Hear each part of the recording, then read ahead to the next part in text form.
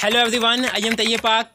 14 अगस्त 1947 ये वो दिन था जब बरे-सगीर का नक्शा ही बदल जाता है। हिंदू और मुसलमान दोनों कौमों के दरमियान एक लाल लकीर खींच दी जाती है। एक भाई अपने दूसरे भाई से जुदा हो जाता है। दोस्तों, पार्टीशन की दास्तान दिल दहला देने वाली दास्तान है। जब करोड़ों लोगों के बने बनाए और बसे बसाए घर उजड़ जाते हैं, 1 करोड़ 40 लाख से ज्यादा लोग बॉर्डर क्रॉस करते हैं, 10 लाख से ज्यादा लोग अपनी जान की बाजी हार जाते हैं, लाखों लोगों का खून बहता है। दोस्तों, ये पार्टीशन बंटवारा कैसे और क्यों हुआ, आइए जानते हैं आज के इस वीडियो में। अपनी कहानी की शुरुआत करते हैं साल 1857 से। रिवोल्ट ऑफ 1857, जिसमें हिंदू और मुस्लिम साथ में मिलकर लड़े थे ब्रिटिश के खिलाफ। ब्रिटिश को इतना बड़ा झटका लगा कि उन्होंने डिवाइड एंड रूल की पॉलिसी चालू करी, मुसलमानों और हिंदुओं को एक दूसरे के खिलाफ कर दिया। ये डिवाइड एंड रूल की पॉलिसी सिर्फ रिलीजन की बेस पे नहीं की गई, बल्कि हर एंगल से की गई। मुसलमानों को हिंदुओं के खिलाफ और हिंदुओं को मुसलमानों के खिलाफ, सिखों को मुसलमानों के खिलाफ, एक कास्ट को दूसरी कास्ट के खिलाफ, एक रिलीजन को दूसरे रिलीजन के खिलाफ भड़काया गया।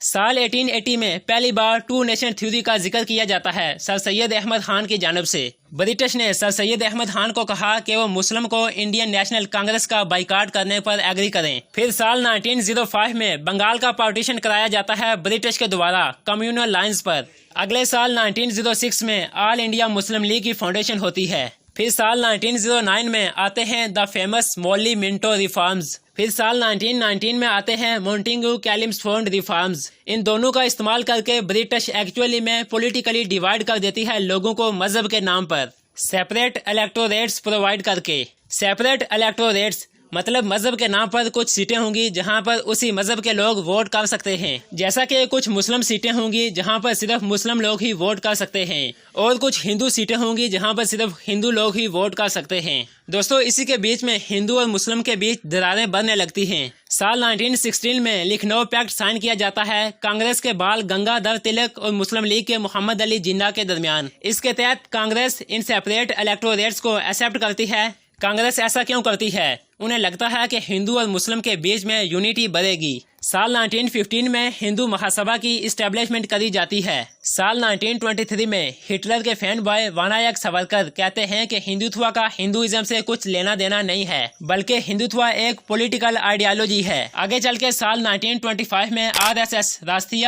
स्वयं सेवक संघ की स्थापना होती है। RSS के लोगों को बताया जाता है कि ब्रिटिश के खिलाफ किसी भी मूवमेंट में बिल्कुल पार्टिसिपेट मत करना। मुस्लिम और क्रिश्चियन यहाँ पर हमारे असली दुश्मन हैं। दोस्तों, इसी पॉइंट पर आकर हिंदू और मुस्लिम में ऐसी ऑर्गेनाइजेशन खड़ी हो जाती हैं जो पार्टीशन बंटवारे की हवा को प्रमोट करती हैं। साल 1920 और 30 के वक्त मुस्लिम और हिंदू दोनों के दरमियान भारी कम्युनल राइट्स देखने को मिलते हैं।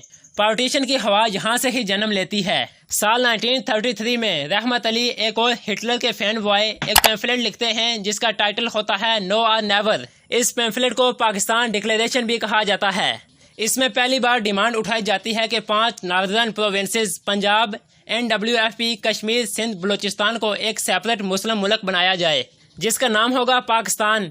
पाकिस्तान को मॉडिफाई करके बाद में लफ्ज़ बना पाकिस्तान। साल 1937 में सावरकर हिंदू महासभा के अहमदाबाद सेशन में कहते हैं कि इंडिया एक यूनाइटेड नहीं है। इंडिया के अंदर 2 अलग अलग कौमें मौजूद हैं, हिंदू और मुसलमान। फिर 3 साल बाद साल 1940 में लाहौर सेशन में मोहम्मद अली जिन्ना भी यही बात कहते हैं। हिंदूज और मुस्लिम का सोशल ऑर्डर अलग है, अलग सिविलाइजेशन है, मुस्लिम का एक अलग मुल्क होना चाहिए। अगस्त 1943 में सावरकर कहते हैं कि उन्हें जिन्ना की 2 नेशन थ्योरी से कोई मसला ही नहीं है। ये एक हिस्टोरिकल फैक्ट्स है कि हिंदू और मुस्लिम 2 अलग अलग नेशंस हैं। इन सारे कम्युनल स्पीचेस की वजह से साल 1946 में इलेक्शन कराई जाती हैं ब्रिटिश इंडिया में।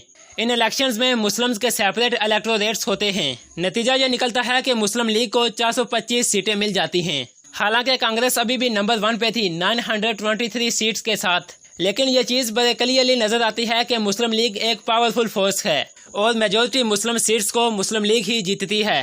मुस्लिम लीग ने 425 सीटें जीती थी, इसलिए अगस्त 1946 में मुस्लिम लीग डायरेक्ट एक्शन की कॉल करती है। जिन्ना का कहना था कि या इंडिया को डिवाइड देखेंगे या इंडिया को डिस्ट्रॉयड देखेंगे।